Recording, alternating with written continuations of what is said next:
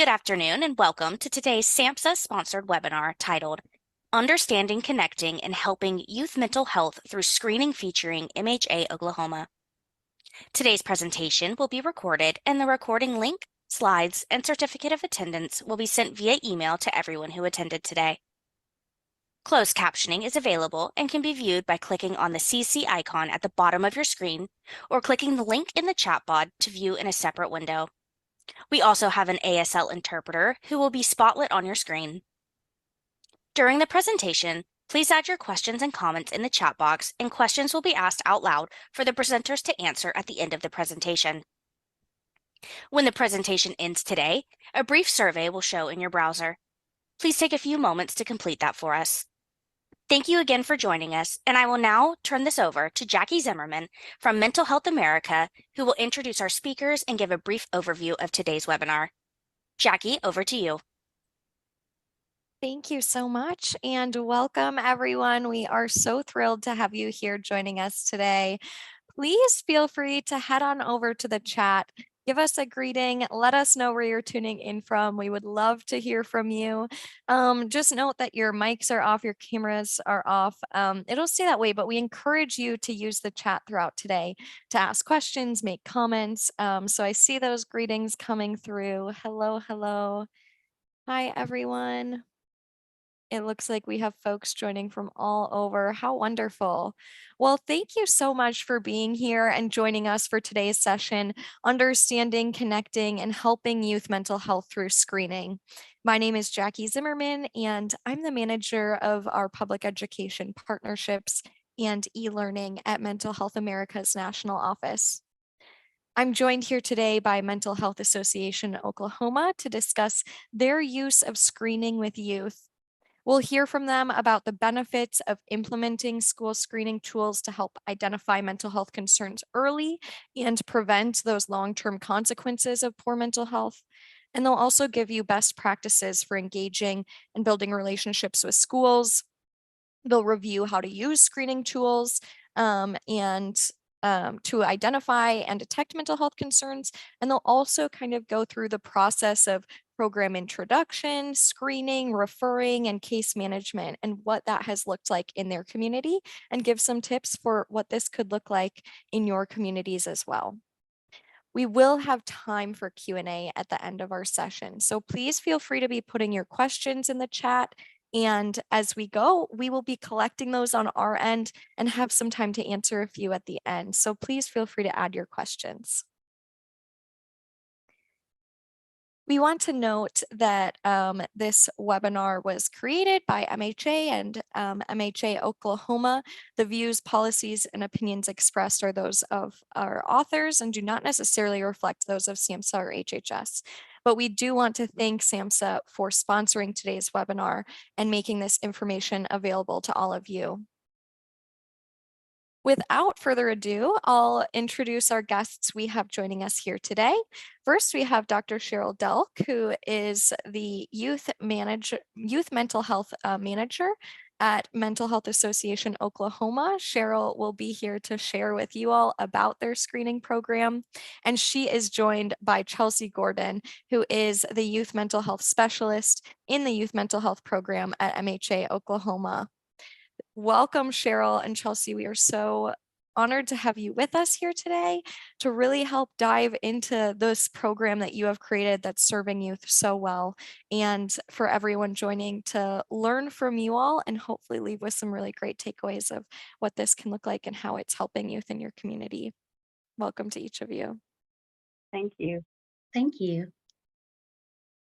So thank you everyone for joining us today. Chelsea and I are really excited to be here. Thank you, Jackie, for the wonderful introduction. And so today we're going to talk a little bit about best practices for engaging and building relationships with schools. Sometimes it can be very challenging. Schools, their job is to protect their kids, and we want to make sure that they know that we want to do that as well.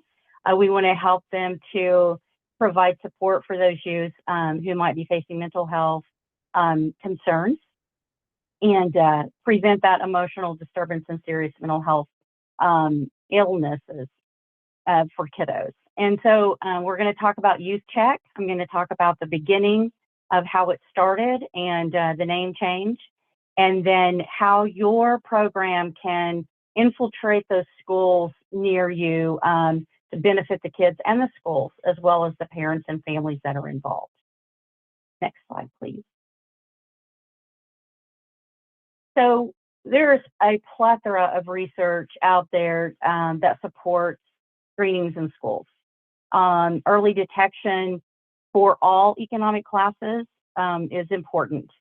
We have to remember that our economic class doesn't ever really always protect us from having mental health concerns or mental health issues, because we are people, we're unique, we're individual. The way we view the world is the way our body reacts to it, the way our minds react to it. And having early detection can help decrease the likelihood of more intense mental health concerns and issues as the individual grows and becomes an adult. One of the things that I found fascinating in the research that supports school screenings is that we're catching youth that no one seems to realize are struggling. There was a study that talked about how teachers could identify kids who were struggling in their classroom, but they were not able to identify those who were more quiet all the time. So they didn't see any behavior changes because those students were always quiet. They were always studious. They were always in their own space doing their own thing. And those school screenings caught those kids at a greater rate than having them caught later in their school years. Those kids who were always happy and always involved were showing signs of mental health concerns, and they were identified by school screenings where faculty and staff didn't feel that they were having any concerns. And then one of the things that is really important about catching mental health concerns and issues early is that it does help prevent or intervene early the likelihood of comorbidity and illness progression in youth as they become adults. And so research is really supporting having those school screenings for the early detection for many, many, many reasons and for all walks of life. So, you know, mental illness does not isolate someone just because they're in a lower income or a higher income. So we just need to be prepared to say it's okay, and we've caught it early, and maybe this will prevent any further progression. Next slide, please. So Teen Screen. So Teen Screen was created by Columbia University, and the program here at Mental Health Association Oklahoma started as one of the pilot programs. Early on, when Columbia University decided to do this teen screen, they asked for individual agencies and in the communities across the United States to be part of a pilot program. And we just happened to do that. At the time, there was an individual who used to be the CEO here at Mental Health Oklahoma. He went out and joined us in on that pilot study. And so we started in on their data collection right off the bat before it was launched publicly in 2003. And they used the DSM-3. That was what was out and updated. And the really nice thing about the Teen Screen is that it wasn't, we as programs across the United States, we weren't diagnosing students.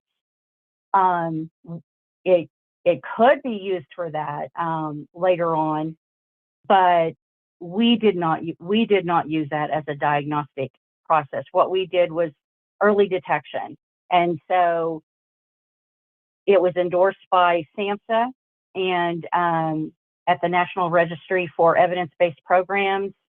And then in 2012, Columbia was no longer involved with the teen screen. And so, but we continued to use the screening. Originally, it was a disc that was loaded onto a computer, and the computer-generated questions were answered by the students. Next slide, please. So now Stanford has it. In mid-2015, Stanford took over, and they changed the name to YouthCheck. And one of the main reasons they changed the name is because a lot of people would reach out and they thought that it was an assessment for youth to be diagnosed so that they could be accepted into clinics or by clinicians. And so Stanford felt like, well, if we change it to YouthCheck, then we can call it a check-in. And that's really what it is. YouthCheck literally checks in to see how individuals 11 to 24 are currently thinking, feeling, and behaving. And it does ask questions about suicide. And Chelsea will talk to you more about the screening process later. But we have been a part of that, thankfully, with Stanford. We can offer this screening for free, and it can be used many times. So there's no time set for it. And they use a database called REDCap. And so originally it was paper surveys, and now it is all administered electronically. And Stanford does hope to develop a new infrastructure for the program with long-term goals of sustainability and national expansion. And they're in the process of doing that. You can change the slide, please. So this is us. I used to have a cohort that was on the Oklahoma City side, and now it's just me managing both sides of the turnpike here in Oklahoma. And all of our youth mental health specialists are licensed clinicians, because sometimes when you take this survey, they are in a crisis, and we want to be prepared to help those youth. And if we're in a school, then we follow the school's protocol. And so, but we just feel like it's more important that licensed mental health clinicians administer the screening than individuals who are not familiar with mental health concerns and crisis to begin with. So very grateful. We would not have a youth mental health program without our youth mental health specialists. They are the individuals who really know how to work with the youth and administer this screening in the best possible way. So one of the most important things about our program is access to schools. Schools are really leery right now, with especially since COVID, in letting people come in. Their job is to protect their youth and keep them safe, and we absolutely support that and understand that. So we have a lot of meetings. We introduce our program. We let them know we're not diagnosing anyone. We're not providing counseling. We make referrals to mental health specialists that are based in the community. We work with the parents. And that is another wonderful thing that schools think is, oh, we don't have to do any work. We have no additional work if we allow the youth mental health program to come in and administer the YouthCheck and have a screening event. All we have to do is pull kids out of class. And so that is a benefit for us, is that we're doing all the work, and no counselor, no administrator, no teachers have to work with the parents, make the referral, work with clinicians outside of the school. We do all of that. There is a process called a memorandum of understanding. And what we do is we let the school design that memorandum of understanding. It's their school, it's their home. We want to respect their policies, and we are flexible and adaptable. We do, however, have boundaries. Like I said, we do not do counseling. We do not provide any other services but the screening, education, referral, and the little bit of case management of following up with parents later.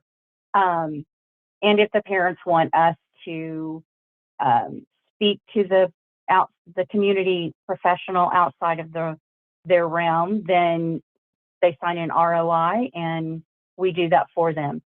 But at the end of the day, we want the school to be in charge of what we do in their school. And so every school is different. We have a really large school district, And there are 83 school buildings, and every administrator is different. The MOU covers education and screening, referral, and follow-up. And some schools just have us come in and do mental wellness education. But sometimes that's the foot in the door we need for a screening event.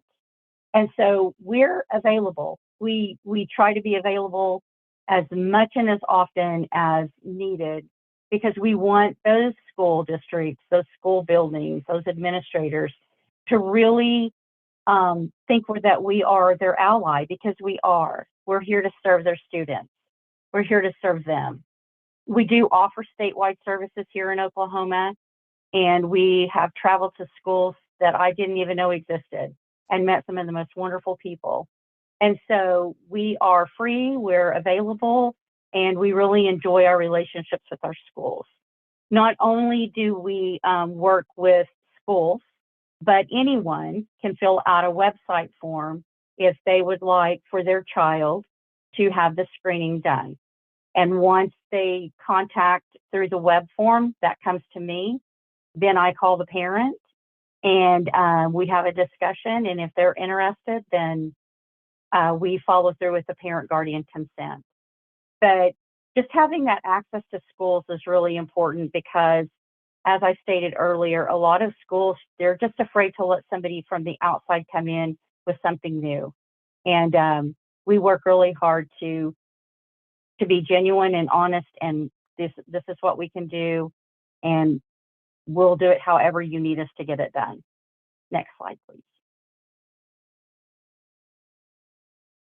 And so the impact of COVID, this, as I stated earlier, when the screening process started, it was paper form, and then COVID hit. And we had to take an in-person only program, and we had to revamp it to be virtual. And there were actually, believe it or not, a lot of schools that liked the virtual. We had a school where the principal set up a computer in her little side office. And once she got a list of the kids whose parents consented to them having the screening, she would call them in. They would shut the door. They would take the survey. Then they would, talk with Chelsea over the screen. They would leave, and the principal would call the next student in. And it worked out really well. And so now we do screenings in person and virtually. However, the consents are 99% virtual. So that is one of the things to cut down on paper use. And so parent guardian consent is required of anyone 11 to 17 years of age. And they go through that consent with me. One of the things that it states on our parent guardian consent is if the youth does not want to complete the survey, the screening survey, we're okay with that, because we want the youth to have a voice. And I'm going to let Chelsea talk a little bit about that process. But what we have found is that youth who know they have a choice, that they do not have to do it, even though mom and dad said they had to, they are more likely to follow through with that screening than they are if they'll give us more genuine answers. So our data is not contaminated, right? If mom and dad is making me do this and I really don't want to do it, I'm not going to be honest on this survey. So if they know they have the right to say no, they are more likely to really say, okay, I'm going to answer these questions how I feel right now. And so now I'm going to turn it over to Chelsea, and she's going to talk to you about what she does, how she works her magic. And there you go, Chelsea. Thank you so much, Cheryl. Next slide, please. Okay, so what I'm going to do is I'm going to do the overview of the screening process, where I receive the student until we are done completing the screening. And then after that, I'm going to focus on the screening specifically. I really like to call it the quiz. And so next slide, please. Okay, so as Cheryl mentioned before, we used to not be virtual until COVID. And so now that we are virtual, we can screen anybody throughout all of Oklahoma, which is wonderful because before then we were kind of, beholden to where we are locally, and we are reaching students that otherwise wouldn't be screened by our program. And so one of the things that happened whenever COVID happened was the schools, they weren't letting anybody else in. And so up until that point, that's how we were screening. And so one school in particular I was thinking about is the principal actually took it upon herself to be the one, kind of the gatekeeper, to still keep the screenings going. And so she was able to pull the students herself and set them up virtually to where I was still able to screen kind of in the schools, but we were able to do that virtually. And so the virtual process and the in-person process are kind of different. But whenever a parent gets a hold of us, and after Cheryl talks with them, she connects them to me, and then I figure out when a good time to meet with the family is, and then we set up virtually. Now, if I'm in a school, I get with the school personnel, we want to make sure we avoid any state testing, that kind of thing. And whenever the student is in front of me, the very first thing I do is I want to let them know, they're not in trouble, because a lot of times they don't even know who we are. Sometimes our consents are in the enrollment packet at school. And so whenever a student comes in, they're kind of nervous. And so my goal is I want to make them as comfortable as possible. And I want to make sure that they know, hey, we're just going to have a chit chat. And so the consent form, I pull up and they can read it themselves. I let them know, hey, you're more than welcome to read this. I am going to read it out loud. And basically what it is it's an online form that they fill out. They give us their name, their grade, their age. We do ask for their email, because at the end of the screening, I'm going to send resources to the parent or guardian, and I want to be able to include them as well, with parent permission, of course. And so at the very end of the screening, it says, like, Cheryl mentioned, we're not going to make anybody do the screening if they don't want to. They do have a right to choose. And so it says either they want to do the screening or they don't. Whenever I'm at a school, I do have a handful that decline, but that's pretty unusual. Usually the students are like, yeah, I'll go ahead and give it a shot. If they have any questions, I say, hey, let me know. And so I kind of give a little spiel. The first thing I let them know is this is just a check-in. You are not going to be diagnosed. You're not going to be labeled anything. It's just seeing if you're struggling in anything covered on our quiz. Our quiz goes over symptoms of anxiety and depression. And so we're just going to talk about that a little bit. If they do happen to score a little high in something, I'm just going to ask them a few more questions, maybe to get a better understanding of what's going on, right? And then definitely it's an informed consent form. And so we want to let them know the limits of confidentiality. And so I tell them, if at any point you report to us that you are a harm to yourself or others, we legally have to tell another adult. And so sometimes students are like, oh, well, I'm not going to tell you nothing, and they decline, and that's okay.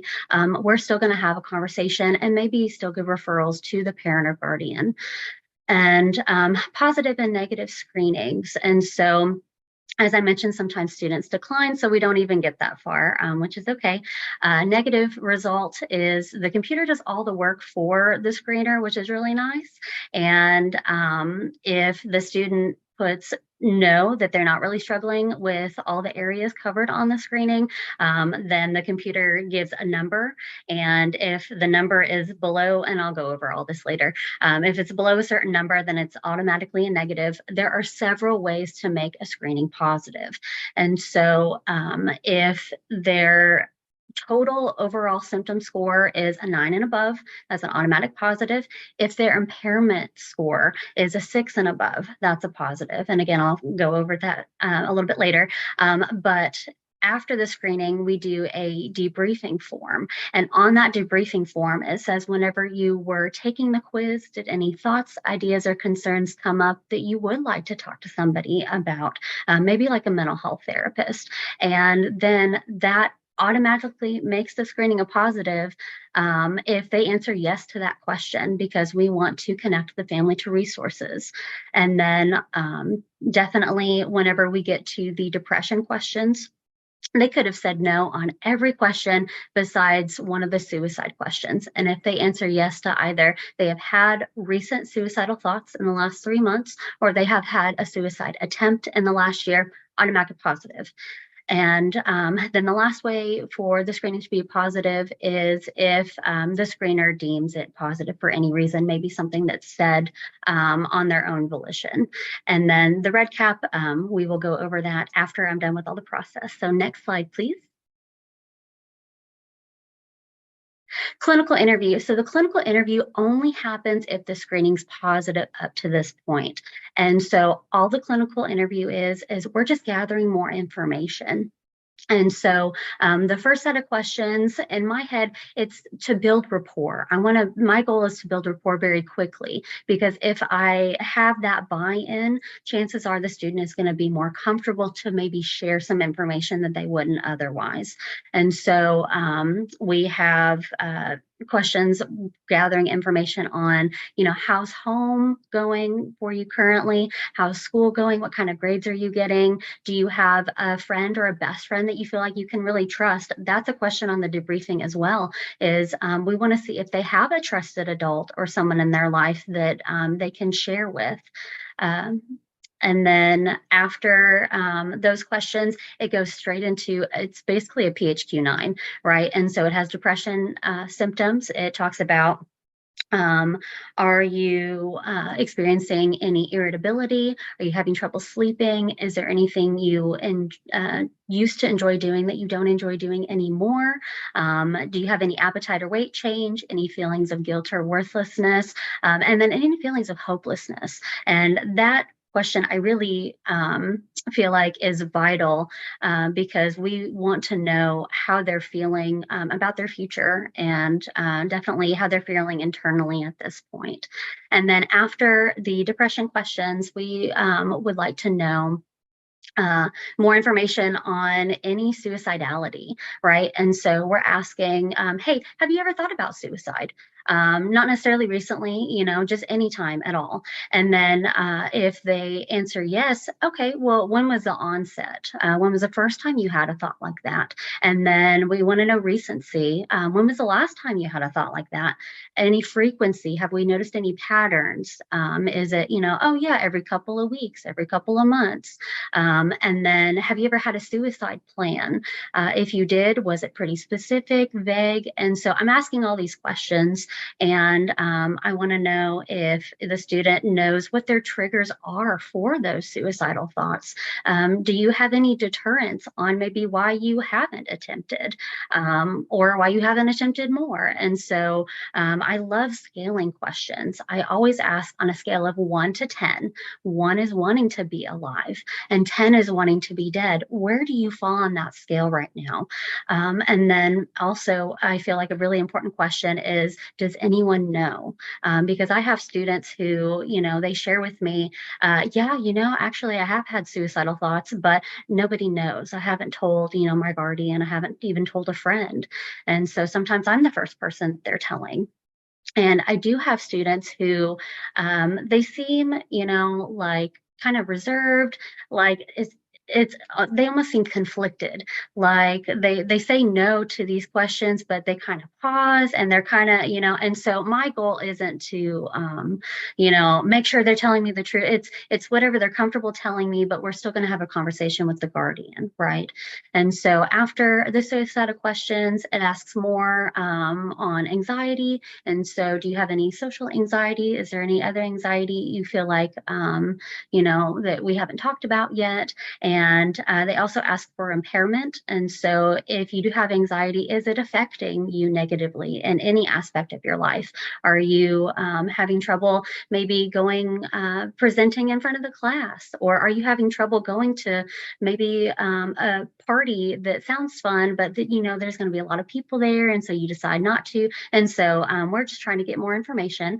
And then at the very end of the screening, I do ask, what is the most stressful thing in your life right now? I want to know, is there any areas that you would change if you could? And then we do ask if they have been in therapy before, and if so, how did that go? I want to gauge, because sometimes students, they do the screening and they're already in therapy and they just want to see maybe how therapy is going for them, which is wonderful. And other students, maybe they had a negative experience. And so I feel like all of that information is very vital for me to know. And again, it's just, whatever they're comfortable sharing. And then at the very end, we do talk about the results of the screening and, kind of what they think. Do they feel like it was accurate or not? And then, what do they think about counseling? Are they interested in counseling? Maybe not. If they are, what does that look like for them? And so are they interested in maybe only talking to a female or a male? Or do they want virtual? Or would they prefer somebody in person? And then we usually, if they're at a school in person, I've already had that information because I worked with staff to determine who is embedded in that school. And so I feel like a handful every time out of school, the agency that's embedded after, parent permission, of course. But I talk to the student because some students are like, that would be really convenient. I have a lot of extracurricular activities. I don't have any time to go see somebody. Bam, like, problem solved. Somebody's at the school that can see them. And so they don't have to figure out, when they can see them on the weekend or if there's any transportation issues. And then other students, they're like, that sounds awful. I don't want people to know I'm talking to somebody. Okay, I need to know that information because I'm going to, try to help them find a good fit. That's definitely my goal. And so that's kind of the, clinical interview in a nutshell. And then referral determinants, I kind of talked about that already. I want to determine, what they want. And then later after the screening, whenever I do make that phone call to the parent or guardian, I want to see, what the parent thinks. And then at the very end, before the students leave, I give them the crisis text line and 988. And so they have resources before they leave my presence. I want to make sure that they know that immediately, because sometimes, getting started in services can take a little bit. And so, whether it takes a week or two or whatever, they still have somebody and they have an avenue that they can utilize if they ever need it. And sometimes, they don't need it. Maybe they have a loved one or a friend who can need it. And so I want to make sure they do not leave without giving those resources. Another resource I give them, every student, whether they decline, before they leave, in addition to the crisis information, is support groups. I researched some online support groups that I love, that I give to students that they love.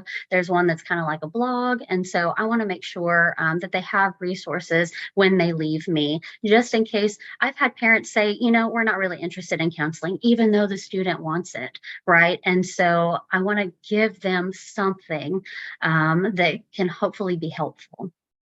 And then the survey is at the very end, right before they leave. Hey, before you leave, can you fill out this really quick survey for me? It's got like 6 questions on it. And so we want to know, were they comfortable? Do they feel like the screening's confidential? Do they feel like something like this is beneficial for their peers? And then would they recommend the screening, right? And so sharing the results with youth, I pull, if we're doing virtual, I'm sharing my screen, I'm showing them. And we look at the screening together. And so I'm not trying to hide anything from them. I want to be completely transparent. And then I think I can't really see the bottom of my screen, but case management. And so sometimes the family are interested in other things besides counseling services. So I've had parents say, hey, I know you don't really assess for ADHD, but, is that something that you could help us find? Absolutely. And, one of the resources I give all the parents are parent support, because maybe the parents need support as well. And then I know that ROI, I think, is on there as well. And so I have sometimes the students that are currently in therapy, the parents want me to talk to their therapist.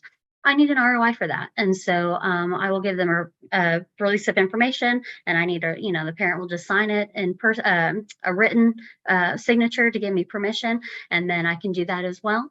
And then also, any students that are 18 and over, sometimes their parents sign them up. Well, they're 18, so they get to decide. But if they want me to talk to the parent, they're 18. So I need written permission to talk to that parent. And so I'll just have them fill that out really quick.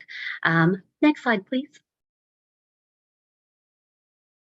Okay, so what are we looking for? So I'm going to hone in on the screening itself, right? And we actually have so many different categories that we can put in the screening, but don't. And so we have agoraphobia, we have mania, we have ADHD, we have OCD, we have conduct. I don't put any of those in the screening. I mean, it would make it a really long screening for one. But for instance, OCD, we used to put OCD in there, and everybody was popping positive for OCD. And so, unless the parent or guardian requests it, we don't usually put those categories in the screening. And so next slide, please. This is what is in our screening. This is an order. And so we want to ask demographic information right off the bat. We want to know the age, the grade, we also want to know how they identify, whether that's, gender or ethnicity. And then one of my favorite questions that we ask them is, who is your support? And so who do you feel supported by the most recently? And then also, who do you miss the most when you can't be with them? Because again, I'm gathering information. I want to know maybe how their family dynamic is at home. And then after demographics, we go into social phobia, and then I think panic attacks is next, and general anxiety. So they either answer yes or no. There's no maybe. Sometimes students really struggle with our screener because they think, oh, well, maybe there was that one time. And so all of the questions ask the last 3 months for the most part. Some questions ask last year, but we want to know current. Where are you currently? And then after anxiety, we have the depression questions. The suicide questions are in the middle. And so in the last 3 months, have you thought about suicide? Is our suicidal ideation question. And then in the last year, have you ever attempted suicide? If they answer yes to either one, they don't have to answer yes to both. But then again, it's an automatic positive screening. And so we just want to see where they're at. Again, it's not a diagnosis. And then oppositional defiant disorder, we want to see if they're having any conflict with parents or teachers, seeing if they're struggling in that way. And then substance use and abuse, we do ask for about alcohol and weed. And then they have an other substance section. It covers cocaine, heroin, like that's important questions to ask.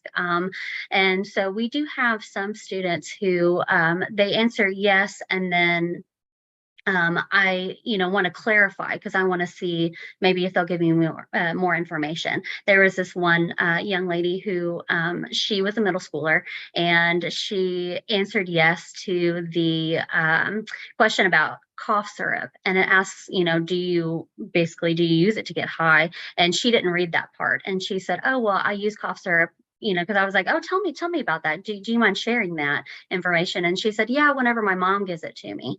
I said, oh, okay. And she goes, yeah. And I said, when is that? She said, well, whenever I'm sick and I'm coughing a lot. Okay. Well, do you ever use more than what your mom? No. Okay. So then maybe, we want to assess, and we want to see kind of where they're at. And then impairment, we want to see, the previous questions are about their internal thoughts and feelings. And then the impairment questions are we want to see environmentally. How are, your thoughts and feelings affecting your environment? And so are you struggling, maybe with parent conflict, that kind of thing. And so please, next slide, please. So again, here's some example questions. And so this is our depression category. And so the suicide questions are in the middle. Again, most of the questions are, say, in the last 3 months. We want to get at, are you maybe having any lack of pleasure or interest? And then do you have any less energy than you usually do? Next slide, please. And then at the very end, like I said, it's scored for you. And so total symptom score is a 6. It's not a 9 and above. Total impairment score is a 5, so it's not a 6 and above. And then they didn't answer yes to suicide for this example. And so it tells you right there, further evaluation not recommended. This is exactly what I show the students. And sometimes, you know, it's accurate and sometimes it's not, and that's okay. And so it really gives us an opportunity to give them, you know, to have a conversation about it. And so absent means they answered no to everything in that category. Possible means they answered yes to 1 or 2. So what that indicates to me is maybe they're occasionally struggling with whatever that is. And then present means that they, you know, answered yes to probably the majority. And so next slide, please. And that's Cheryl. And so I will just wrap up my portion real quick by saying after I talk to the parent guardian and I send in the resources, we do have a database that we use to put all of our information in case, you know, maybe they want to do a screening in a year and see if they've improved. And so then after all of that has been done, Cheryl sends follow-ups to the parents and guardians. Chelsea, you did a great job. Thank you so much. And I wanted to just emphasize one of the things that you said, which is really important in the current research, is that not only does the YouthCheck look at the within child characteristics and behaviors, but it also looks at how those environmental exposures play a role into that. And that's why I think YouthCheck is a really good screening for youth. And so we do follow-ups. At 2 weeks, I send a parent guardian satisfaction survey and just asking questions like, how satisfied were you with the screening? How satisfied were you with the overall interactions with the members of our program? The responses, have you been able to get in contact with the referral source? If not, you know, are there any barriers to that? And so at 1 month and 3 months, we're really focusing on, was your youth able to attend any appointments with the referral source? Is your child still seeing the referral source? And if not, you know, would you mind telling us why they're no longer seeing that person? Did you face any barriers? What were those barriers? And I think the most fascinating thing that I have encountered over the course of the follow-up, and just know that 3 months is a minimum. Chelsea and I have worked with families for up to 6, 8 months, sometimes a year. We're here for the families. Once they connect with us, they can always reach back out to us. But at 3 months, I'd have some parents send an email and say, hey, I got that survey, and I'm sorry I didn't do the first one and the second one you sent. I'm doing this one because I'm going to be really honest. We didn't call the referral source. We just didn't think it was that big of a deal. As a family, we decided that everything was going to be fine, but it's not fine. And would you still help us? Yes. Yes, we will still help you.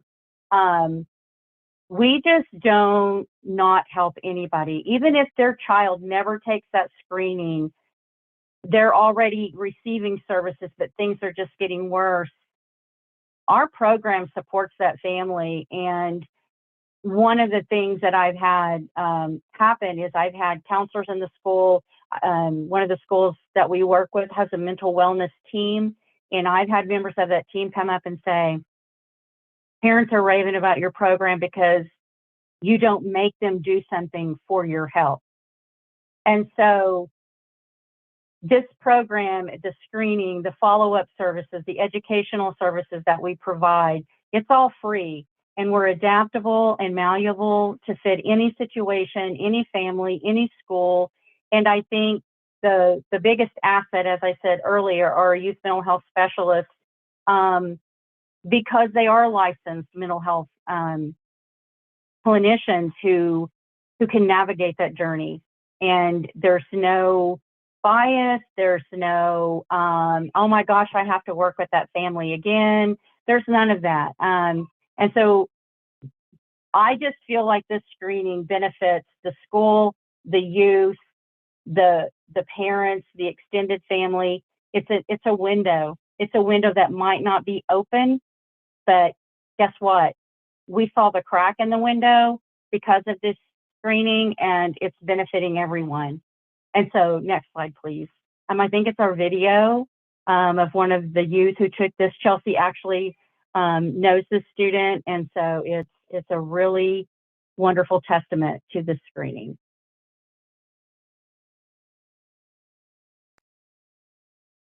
When, I was offered to do the screening, and it, was just like you can do this if you want. I was like, I really want to see just personally how much I've grown since my freshman year. And I also just wanted to really see, like, to really just kind of take the time and do a deep dive onto how I'm feeling, and how if I could better myself in any way, if there's anything that I still need help on, that I am just like, I don't know, sort of repressing, or I'm not really, I guess, paying attention to personally.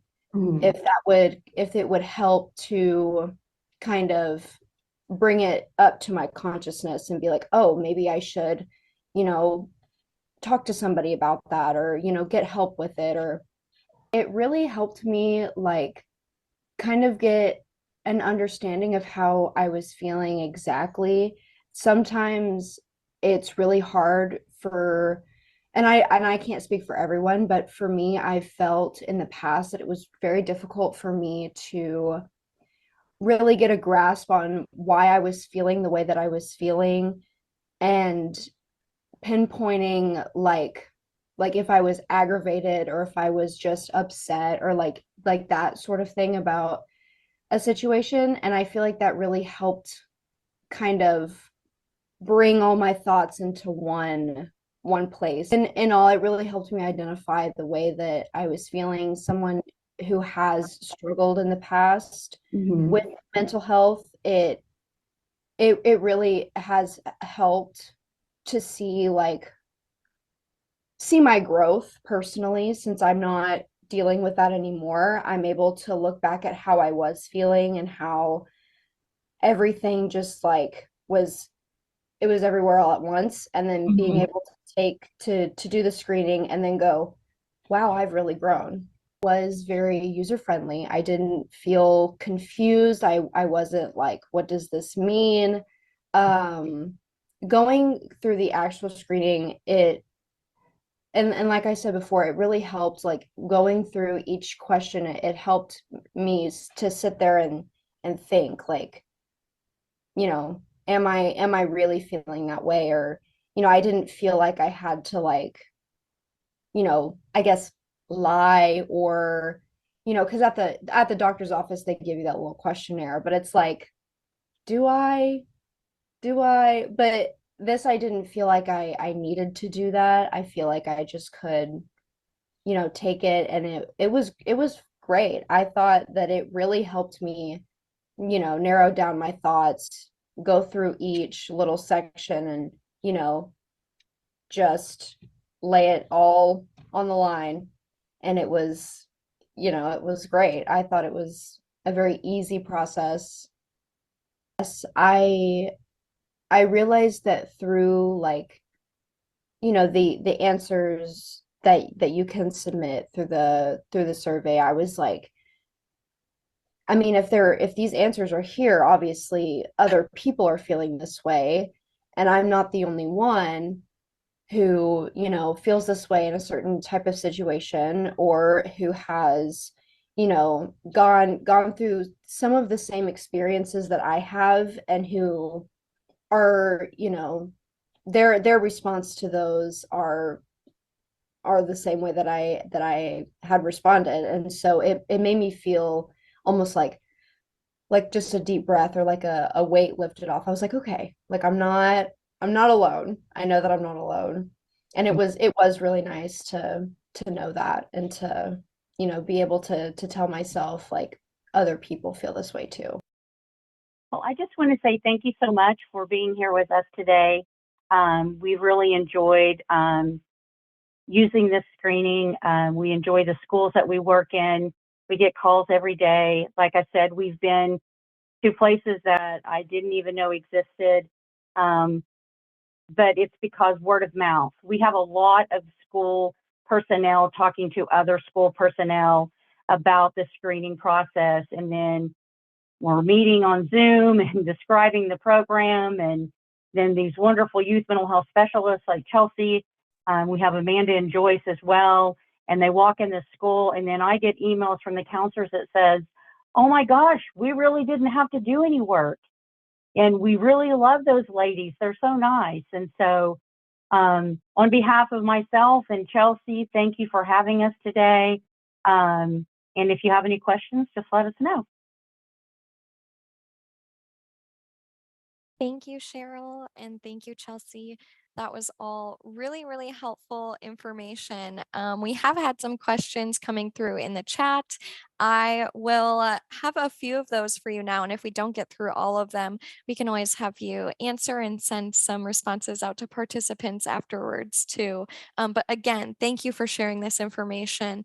It has been really helpful to hear from you, and especially that last testimonial was really great just to hear from a youth of their perspective. One of the things that she said that really struck me was, if this is an option of an answer, that means other people are going through it too. And I think that for youth, it can feel so isolating and like I'm the only one that this is happening to and something's wrong with me. And so just being presented with these questions really does open their mind to, if I'm feeling this way, it's okay. And it's okay for me to share that. So thank you. I'm going to jump into a few questions we had specifically about the program first. We've had a few questions similar to this one of how you find schools to give these services to.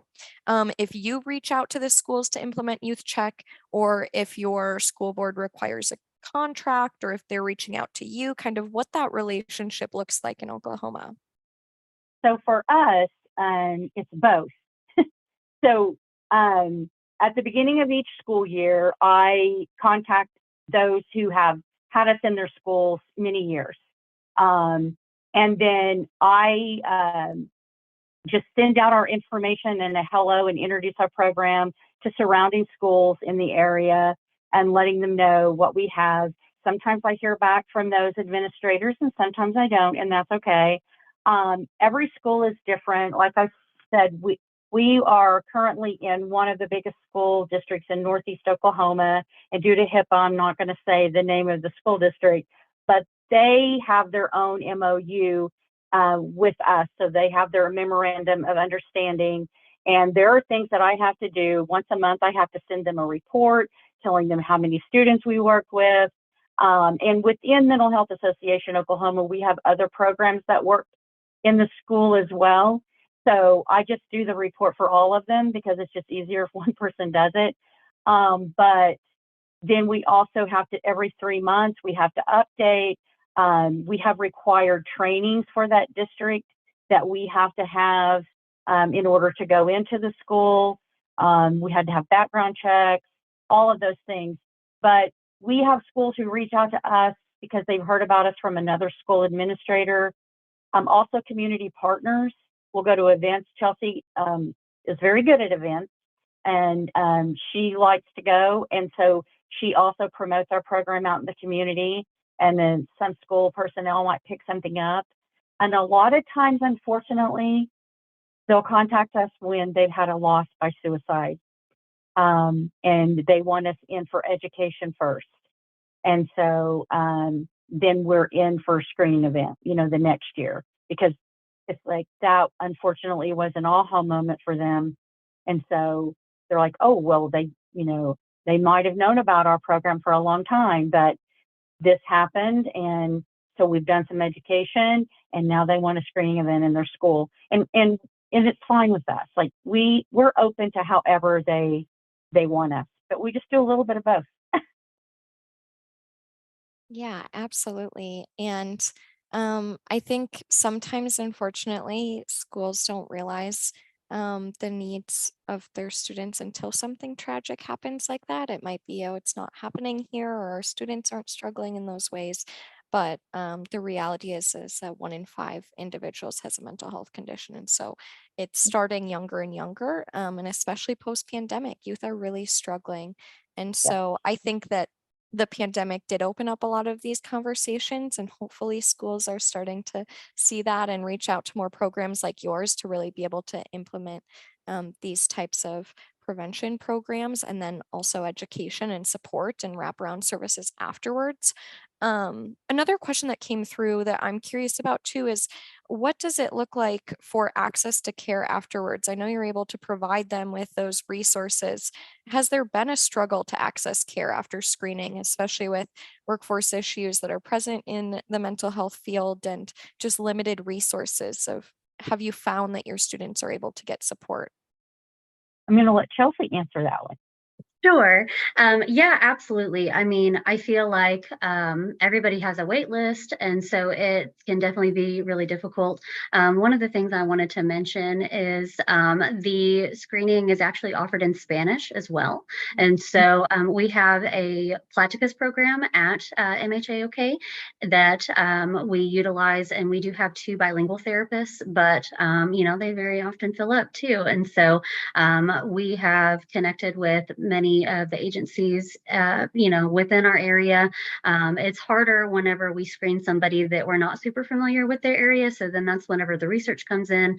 But I feel like we're only as good as the feedback that we get back from the parents and guardians, because we can refer, to, like I said, agency over and over again. But if we don't get any feedback about it, hey, like this was a really negative experience, then, we don't know. And so I feel like, we definitely do the best we can.